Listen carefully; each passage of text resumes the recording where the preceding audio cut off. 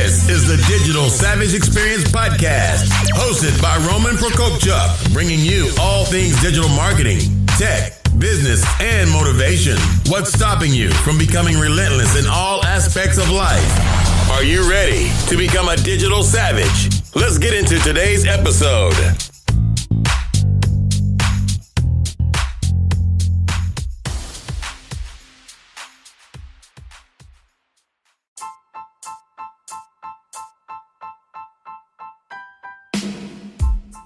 Hey everyone, this is Roman Prokopchuk, and this is the Digital Savage Experience Podcast. Today I have with me Deanne Goodman. She's an award-winning journalist with a background in digital and TV news reporting. Her mission is to create videos and podcasts that inspire and change lives. Thank you for joining me today.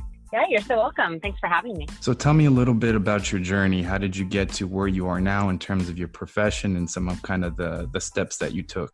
Absolutely. So I always knew I loved to talk and hear people's stories. But when I went into college, I didn't go in thinking I'm going to be a journalist. I actually went in thinking I wanted to be a child psychologist.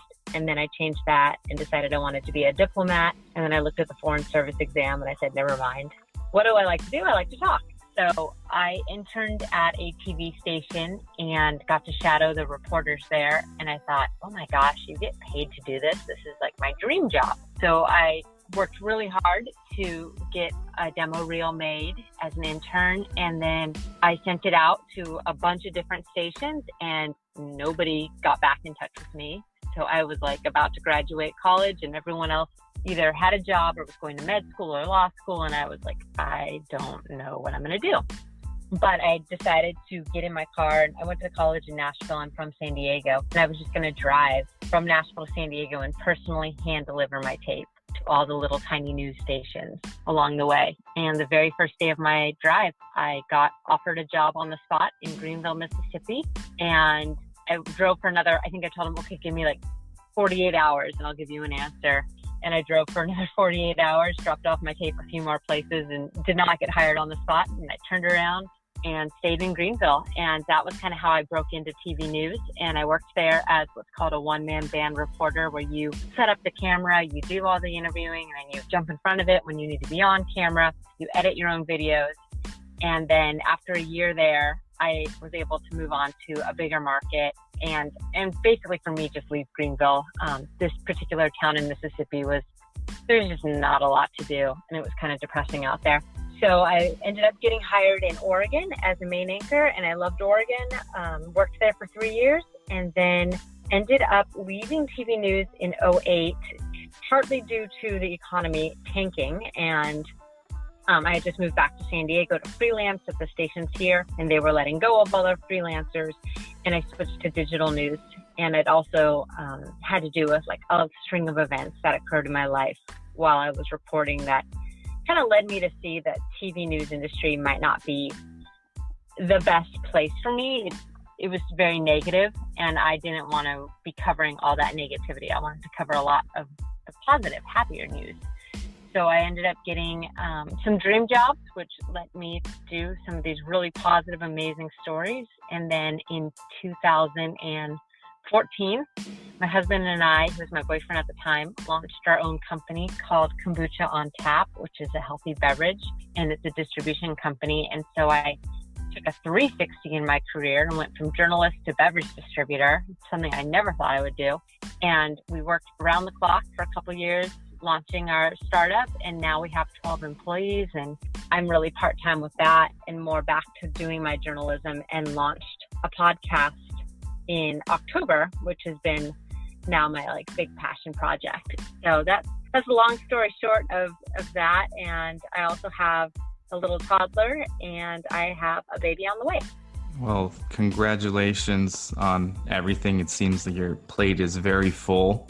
And currently, how are you balancing it? Because I'm sure there's other women that are entrepreneurs that may want to start a business or a podcast, or even get into journalism or some of the other things you mentioned. So what do you do, or how do you keep on top of everything in balance? I'd say some days I do a really good job of it and other days I don't. But one thing I've learned that works best is to focus. So it's real easy to just want to do everything. And you can't, or at least if you have a lot on your plate, you have to pick one thing. So for me, the podcast has been my focus. And before I would always have like 5 different focuses, and that maybe works. But now I just get it really honed in on like, what's the one thing that I can put most of my attention to? And of course, family is first, obviously. And then the other thing I do, I'm a work at home, stay at home mom. And as my child has gotten more active and mobile, I just realized I need help, and that's an okay thing to ask for and to do. So I put her in a daycare 2 days a week, and that allows me to have some time to actually spend time on work, which is so funny because back in the day, I'd be like, we gotta go work. And now I'm like, oh my gosh, I get to go and like work today and go to a coffee shop if I want to. And it's so exciting. So it's kind of funny to just have that mind shift. But I'd say ask for help. And then the other thing I do is utilize like the YMCA over here. Our gym membership includes 2 hours of childcare a day. So I go to the YMCA. I might not even be wearing my workout clothes. I drop her off in the childcare, and then I just take my laptop and I'll sit out by the pool, or I'll sit just at a table and I'll work and get my work done there. No, that's awesome. And I think first-time parents or parents in general sometimes feel guilty sending their kids to daycare, or if they have the capacity to watch them themselves. I know we spoke, a few weeks ago about myself being a foster parent. We kind of felt that way as well, but it's kind of balanced and the kids get to interact and you still get your kind of time. Like you said, you look forward to working, and it's kind of a healthy balance. Very healthy. And the kids love it. Oh my gosh, my daughter loves daycare. Like the biggest smile on her face when I drop her off and pick her up. So I know she's getting playtime, which is awesome. Yeah, I think that's important in terms of child development, that interaction with other kids as well. Absolutely. So from becoming a journalist and then obviously a podcast host, how did you end up founding Kombucha on Tap? So my husband, who was my boyfriend at the time, he worked in media too. And he had a business trip in Bend, Oregon, where I used to be a news anchor. And so I just told him, hey, I'd love to go with you on this trip. I want to see some old friends. And this was 2013. So when we were there, kombucha was on tap everywhere we went.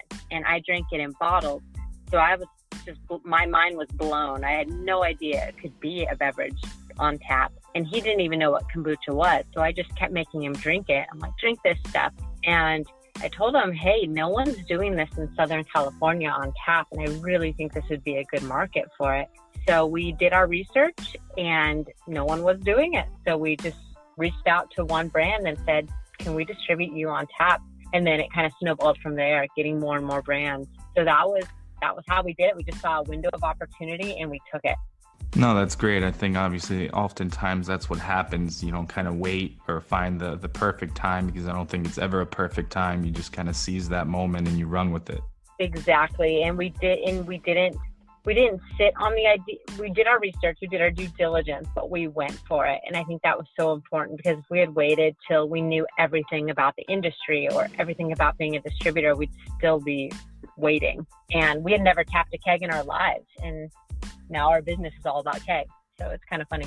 Yeah, I think there's beauty in that, because a lot of people, in terms of founding a business, myself with this podcast, I thought everything should be perfect, which I started. And if you listen to some of the first episodes, it really is not at all. And people wait or trying to, find the right moment. And I think it's important, like you said, you just do it and you learn along the way. I think there's a beauty in kind of failing, learning, and then becoming good at it. Absolutely. And I'm the same way with my podcast. I mean, every episode, I feel like it gets better and better, and that's a good thing. And I'm still figuring it out. Now I'm, trying to join as many podcast groups so I can learn everything about podcasting. But you got to start somewhere. Yeah, I had a format where it was just by myself, and then 2.5, 3 months ago, I switched over to interview, and then we'll probably switch the format again to interview, and then myself in terms of commentary, and then interview again. So it's like ever evolving. Like you said, groups and kind of peers that have, like-minded goals or activities that you can learn from is very important. And it's, a free asset. I think that's important for an entrepreneur or if someone's trying to get into anything that they're interested in. Absolutely. Especially because as an entrepreneur or a solopreneur, you sometimes feel isolated and alone, like you're your own little island, and you're not. There's a way to have connection with others and see what others are doing. And with any business, most people aren't reinventing the wheel. Exactly. Usually there's someone out there who's done it and how you can do it and either perfect on it or do it a little differently. No, I agree. And now I think I ask a personal question that kind of stumps people. People think it's a good question, but what's one flaw that you've had that you kind of redefined it and turned it into an asset? One flaw I've had? Oh gosh, we just only pick one? I'm just kidding. Let's see. One flaw that I've had that I've turned into an asset. Yep, it stumps people all the time. It does stump people. It's stumping me. I mean, the first thing that comes to mind is I love to sleep. And so I was never a morning person. But I think having a kid kind of forced me to change that. And now it's an asset. Okay, let me think about that. I might have to get back to you on that one later in the podcast the episode for something like a little more juicier than sleep. The only other thing that comes to mind would be controlling, like wanting to control everything in my life and realizing you don't have control over everything and just letting things go. Let it happen the way it's going to happen, and it's okay. You can fix yourself, but you can't always fix others. No, that's true. And that is good advice, because all the chaos around you, even if you think something's perfect 1 minute, sure, likely than not, something's going to implode at some point. So you kind of have to run with it, with life in general and business and personal and everything in between. Mm-hmm. Yep, exactly. So for somebody that wants to start a podcast, obviously you have a journalism background, which obviously helped you in terms of communication. What do you think are some important traits for somebody that wants to be a podcast host, be on podcast interviews, regardless of the format? I would say to know your why you're doing it is so important, because this is a new medium for me. My background is video. I love being on camera, not in like a narcissistic way. That's what I naturally gravitate to. So podcast is just talking, and that's such a great way to interact with other people or do a solo show and have your opinions. But knowing your why is really important, because like launching anything, whether it's a blog or a podcast, you got to start somewhere. And unless you're a celebrity or you have this giant email list, you're probably not going to have this huge audience. And when you are growing it and you're doing it week after week, you want to stick with it, and it's something if you're passionate about, you're going to keep going. There's so many people from what I've heard of statistics that don't make it past their 5th or 7th episode. They kind of get into it and then it fades out.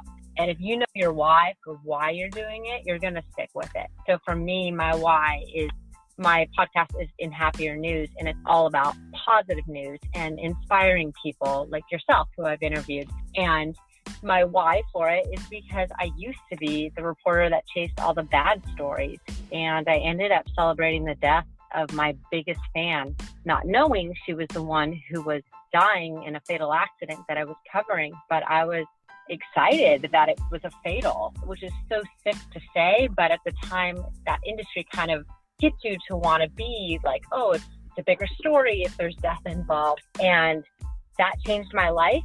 That story is a little more in depth than that, but for me, it's carrying on this biggest fan's legacy, because she had reached out to me in a time when I needed some validation and just sent me this really sweet email that said, I love seeing you on the news. You're my favorite reporter. And that was a validation that carried me through many years at that station. So for me, doing this podcast is always like in her legacy of saying, okay, I really want to spread positivity. And knowing my why has helped me on those times where I'm like, oh, my audience is still a lot smaller than I thought it would be. But that's okay. If my audience is one person and I'm impacting one person, then I'm doing what I was put on this planet to do. No, I agree. And if, like you said, if you don't have your why, you'll quit at some point. That's why in any industry or anything you're trying to do, a race of perseverance. So you just have to outlast, per se. All these people are going to drop off. Even if you're, your business, I'm sure you have competitors or other things that you've, competed indirectly or directly in terms of for a job, let's say as a journalist or things of that nature. The ones that drop off and quit, I mean, you just outlast them. Obviously, you have to be talented and have some kind of level of, be competent in what you're trying to do. But persevering in it and continuing on is like a big factor in deciding success. Huge factor in staying in your own lane. It's very easy to compare yourself and your chapter 1 to somebody else's chapter 17. But if you're just focused, keep your head down and focus on your own goals, you're going to persevere a lot better. even like we were talking about a lot of these groups, I'll see posts that are like, I launched my first week, my first episode, and I have 1,000, and I'm like, of course I'm cheering them on. I'm like, good for you, that's amazing. But I'm like, I didn't have 1,000 listeners on my first episode, so it's like, that's great that they did. Who knows where they'll be in 6 months from now, and hopefully they'll be super successful. But it's always important to cheer others on, but also just stay in your own lane and don't compare yourself.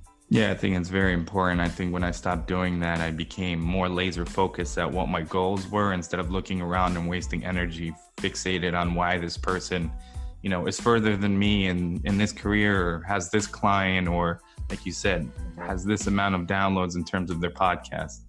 Yeah. And you actually never know if people are really telling the truth anyways. I mean, you want to believe that everyone's honest, but who knows, Yeah, a lot of stuff can be doctored. I mean, there's social media where you just highlight the positive parts, or like the best moments of your life, vacation, things of that nature, you getting a car. I mean, not everybody does it, but I mean, there's a lot of, materialistic focus with that.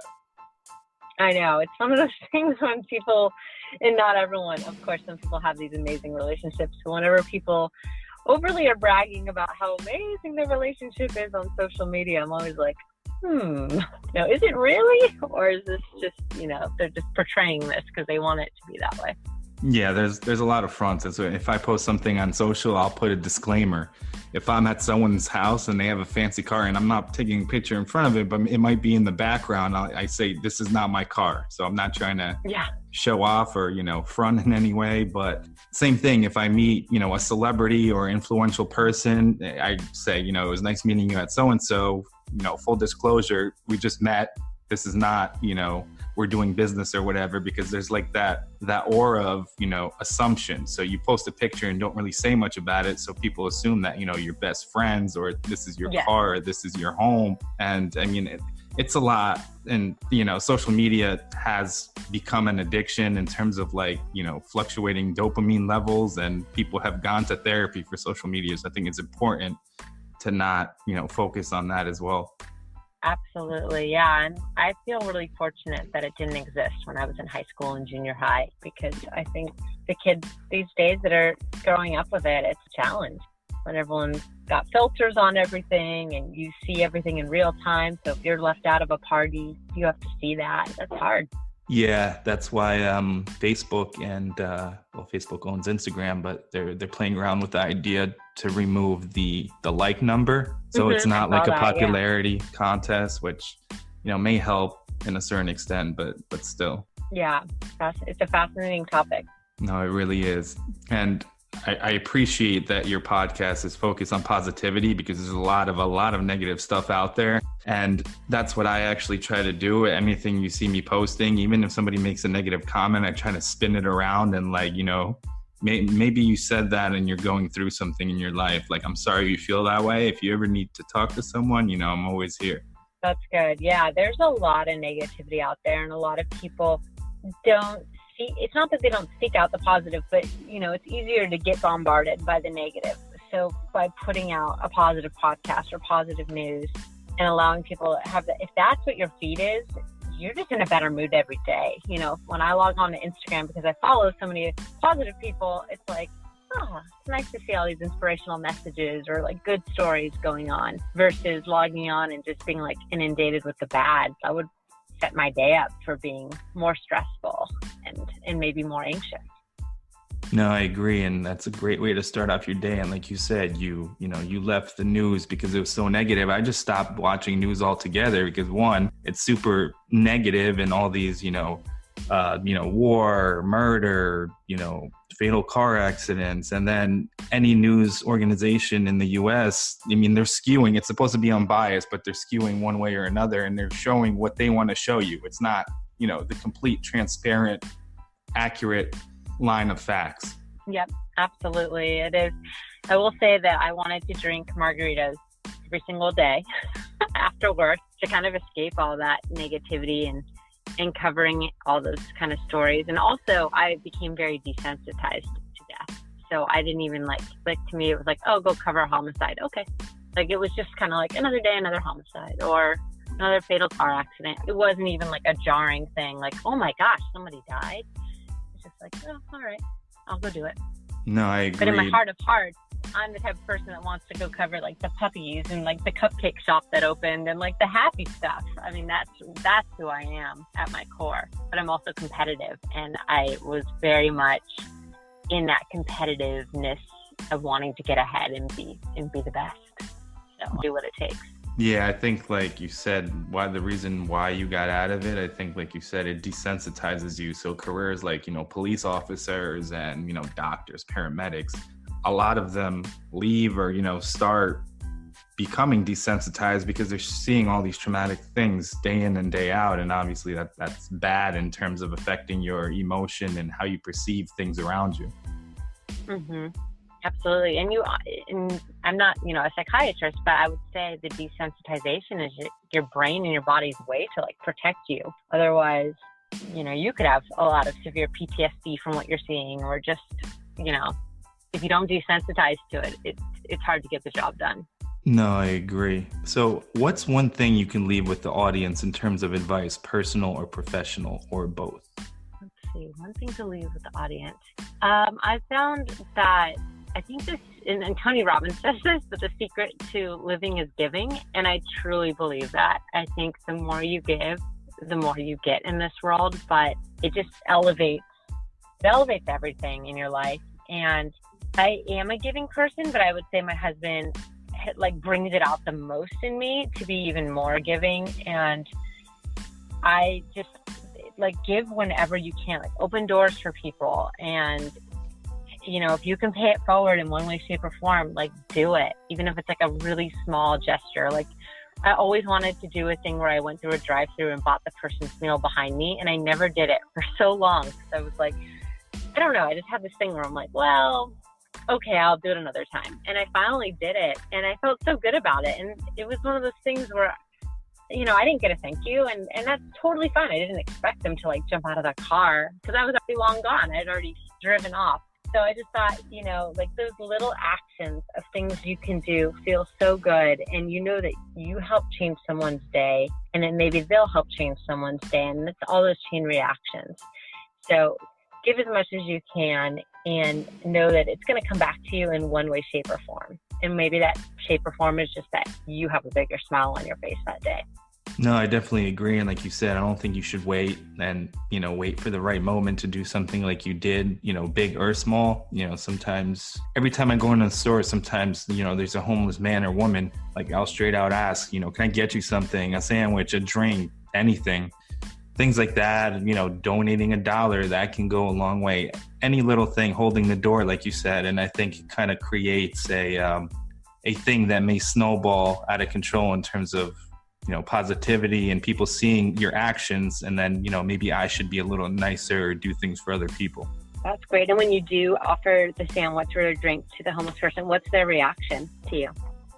They're really grateful. I mean, it's probably the only meal that they're going to have for the day. I'll say, God bless, if I can pray for you, or if I can get you anything else, or if you need any other kind of help, some kind of, service that maybe I can call someone and, have somebody from a homeless shelter or something pick you up. But, they're very grateful and appreciative. Right.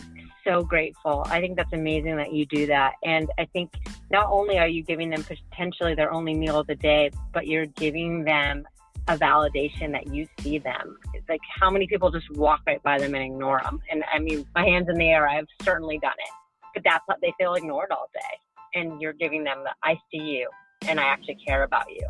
And maybe that was the day that they were having a really down day and we're going to do something destructive. And now they didn't because you cared about them. Yeah, it's a human element. I've had people that I don't know that have posted problematic things on social media. I feel like giving up or killing myself. I may not even know the person. Something even on LinkedIn, which isn't necessarily the medium where somebody would post something like that. I didn't know the person. I said, hey, contact me. Here's my phone number. If you need to talk, if you need somebody else that's obviously a lot more qualified and a professional to talk about your problems, but whatever you're going through, as long as you wake up tomorrow, you can maybe combat that. Absolutely. Yeah. I mean, just doing things like that, saying I care about you. I support you. I don't know you, but I am here for you. Can change lives, which is incredible. So I really appreciate you stopping by today. Can you tell the audience how they can find you, where you are, social media, anything you have going on? Yeah, absolutely. So I do have a website. It's deannegoodman.com. And on there, you can see links to like my videos, the podcast, all that good stuff. The podcast is in Happier News.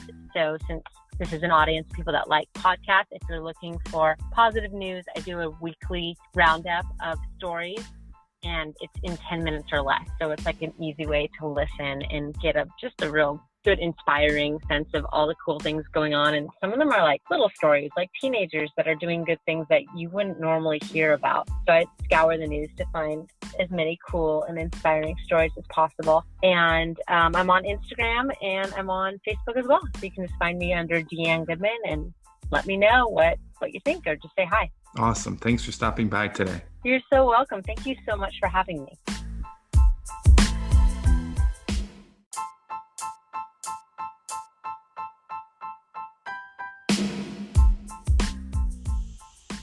If you're like me, finding a place to eat is never an easy thing to do.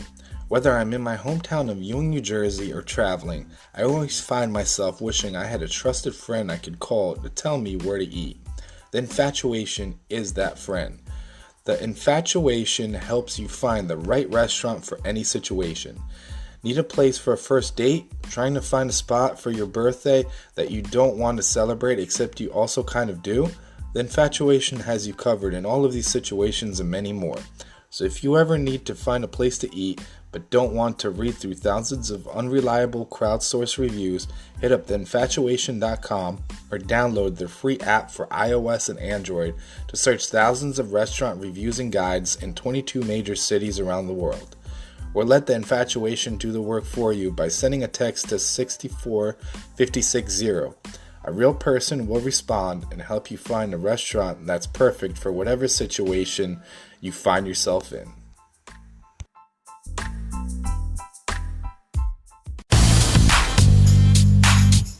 This podcast has been brought to you by Nova Zora Digital. Find out how Nova Zora Digital can help your company grow online. Learn more at novazoradigital.com. Until next time, all you digital savages.